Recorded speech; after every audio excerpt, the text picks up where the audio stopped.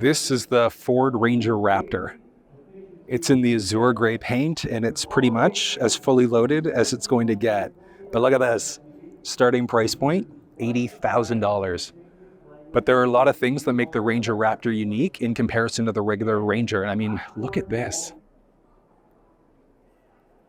Beautiful style. So there are a few other unique features. You're going to have the 4.27 rear axle ratio, independent front suspension, Fox Racing shocks with live valve, which are better for off-road capability and a smoother ride.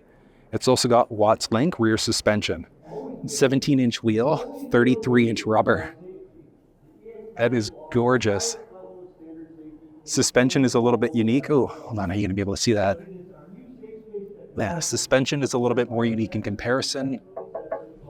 Got running boards with the Raptor badge along the back. Beautiful Raptor decals. Still have the capless system, unlocked cover. Raptor logo along the back. Beautiful blacked out tail lamps though. This thing has dual tip exhaust, and then you've got the reverse sensing system. Inside of the Ranger is typically going to be 7,500 pounds, but inside of the Ranger Raptor, this thing gets bumped down, from 7,500 to 5,510 pounds.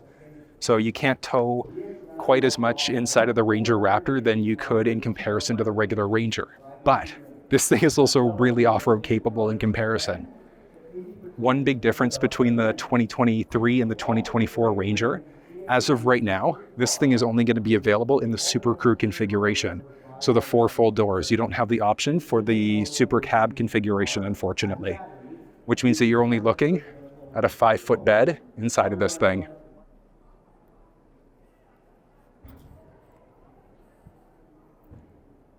So 5-foot bed is the only option inside of the Ranger for the 24, and that's regardless of whether it's the Raptor, the traditional Ranger, whatever the case may be. I mean, the style here is great. I like the new headlamps inside of this thing. Performance LEDs.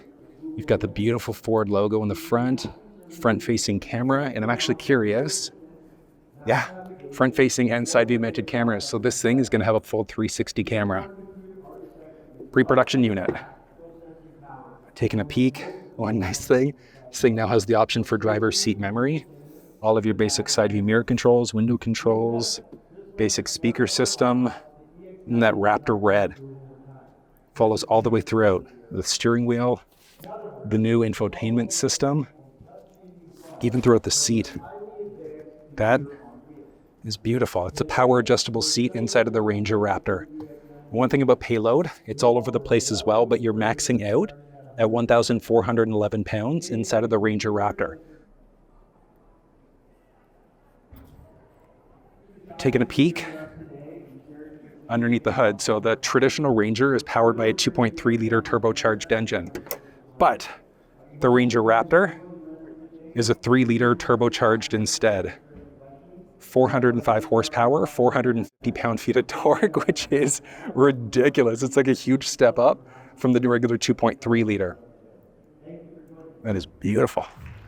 Easy access to the battery, check change oil, all that fun stuff. Ooh, Ford Performance. Nice little graphic there. Now, the Ranger is going to have a few different engine choices available. So it's either going to be the 2.3-liter that was available last year. There's the 3-liter you're going to find inside of the Ranger Raptor, but there's also the availability for a 2.7-liter instead. And that's going to be late availability for 2024. It's kind of exciting. They're like Broncoizing the Raptor, the Ranger, I should say. It's beautiful. Thermoplastic rubber trays from the factory. All of your basics. So this thing does have bed lighting, which I don't think the lights are, lights aren't going to work. But you've got bed lighting. This thing, bed is just completely naked. Series are different. I wonder if you're going to have some flex bed capability to customize this a little bit. Looks like that's going to be the case. And inside. Ooh. All right, so it's adaptive cruise control system. And then you're going to have, the flexibility to customize your shocks.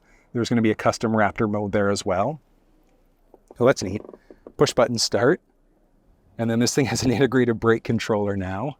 But the style overall, even like visibility is good. Style's good. Might get a little bit dark in a second here. This is solid.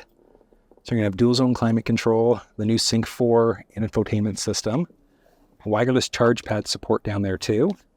The shifter inside of this thing, it feels so good.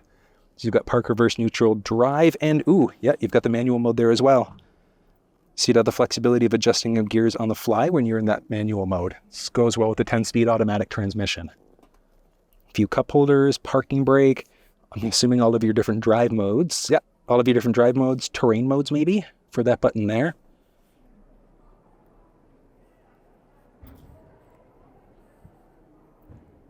You've got your basics there because we're 4x4 in Canada. So you're 4 high, 4 low, 4 auto, and 2 high with your tow mode.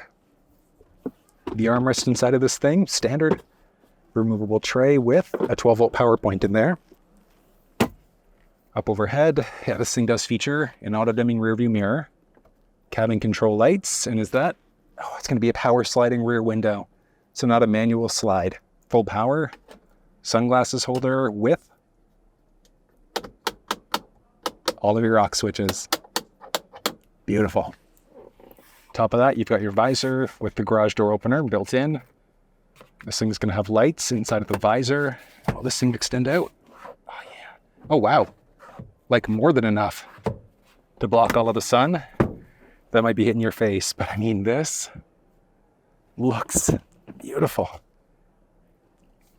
Love that Raptor badge along the side, but yeah, like I said, all the red highlights there throughout. On the steering wheel there, the red stitching. Looks nice. Hold on, I'm going to show you just the seat.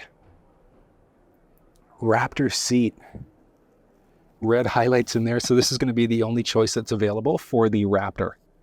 I mean, spacing is good. Second row is going to be the same. Yeah, so same as last year's Super Crew model as well. Looks like these things, yep. Pop up the whole bench like usual. Tiny little bit of floor storage down there. Got this thing still locked up into place, unless you tab it down. Basic red highlights there along the second row seats, and then still some cup holders built in.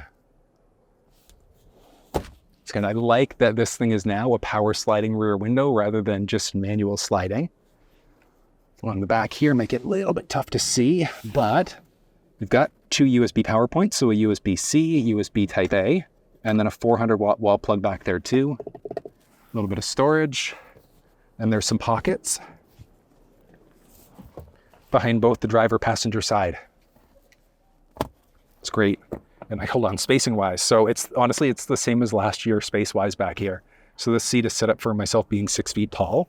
And like I've got more than enough knee space, foot space is good, and head space, a little tight, but not too bad. Like 2.5, 3 inches roughly of head space in here, which is pretty solid. The middle seat, you might just be able to see, it's got a little hump. So getting 3 full-size versions of me in this vehicle, and if you see, it's going to be super tight to fit 3 adults back here. 2, more than enough space, unless you have kid seats, because you've got all of your top tether points, your anchor points are down there as well. There's a little handle and a hook with an overhead light that unfortunately doesn't work right now, just because, again, pre-production model. I think the battery's unplugged in this thing. But spacing is good. One thing I didn't check, spacing inside of first row. Yeah, so I can't even adjust the driver's seat, but honestly, this would be the way that I would drive if the vehicle was set up anyways. Like, it's good. Up overhead, 3.5-ish inches of head space, roughly 4 inches of head space. I don't know if the seat can drop it down a little bit more, if this is kind of where it's maxing out, but I said interior space feels like what it did last year too. One thing I just noticed, don't know how I missed that, paddle shifters. Love it. Have more control over that 10-speed automatic transmission. But honestly, if you've never used paddle shifters before, it is a beautiful, beautiful system. I've put together a walkthrough video explaining how paddles actually work. So if you want a walkthrough video, you'll find that in the description of this video. But what do you think? The overall styling is beautiful. I love the new layout, the new infotainment system. I can't wait to play around with this. Love that there's the integrated brake controller in here now. Dual zone climate control is great. But overall, I think Ford did a phenomenal job with the new Raptor. I'll have a full build link down in the description of this video, but that was a look at the 2024 Ranger Raptor.